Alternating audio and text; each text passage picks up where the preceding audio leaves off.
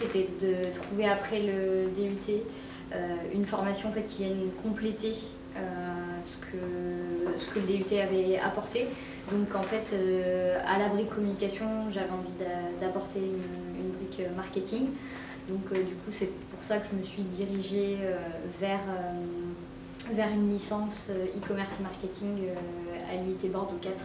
Donc en fait, après les stages que j'avais fait, voilà, pour moi c'était vraiment mon premier pas dans le monde professionnel.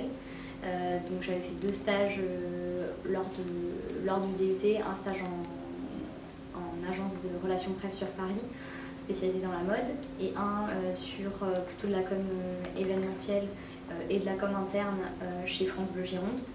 Donc voilà, moi ça a été mes deux premiers contacts avec le monde de l'entreprise, et c'est aussi à travers ces stages-là que je me suis dit bon bah j'ai la com, c'est super, j'ai envie de le compléter par autre chose, et en l'occurrence du marketing, et c'est pour ça que je me suis dirigée vers cette licence-là.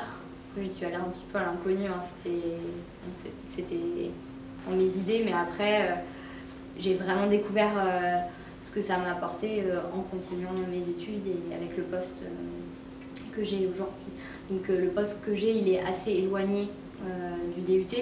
Maintenant, voilà, il y a des choses forcément qui nous resservent sur le droit, ce genre de choses, des cours aussi que j'avais amorcé en DUT et que j'ai continué après en licence sur certains aspects.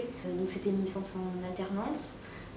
J'ai trouvé une licence dans une société qui s'appelle FinManager, qui est une agence e-commerce, et en fait sur laquelle j'ai été donc embauchée après, dans laquelle je suis toujours aujourd'hui.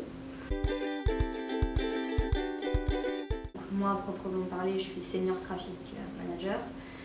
J'ai un portefeuille client, donc ce que j'aime en agence, c'est que j'ai un portefeuille client très varié dans des secteurs différents, et en fait j'amène et je gère leurs canaux publicitaires sur le web pour aider à développer leur site internet.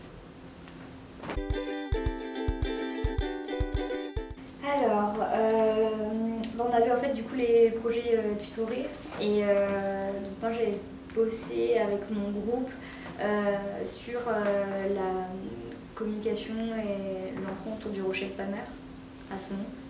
Voilà, parce qu'à l'époque, ça faisait pas super longtemps que c'était lancé, donc on avait bossé un petit peu sur un programme et un petit peu les plaquettes qu'on pouvait faire autour des événements du Rocher de Palmer. On avait assisté avec mon groupe, du coup on avait été invité, on avait assisté à un concert de Philharmonie. Donc ça c'était plutôt sympa. Après ça avait pas forcément été vraiment mis en place et conduit vraiment.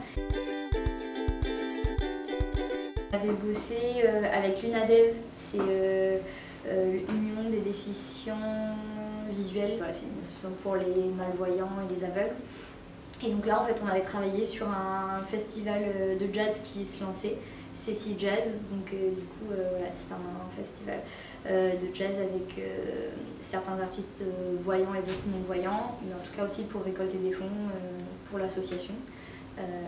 Et donc voilà, on avait travaillé autour de la communication de cet événement. Donc certaines choses ont été reprises, d'autres non. Après je ne sais pas si le festival va continuer aujourd'hui, mais voilà.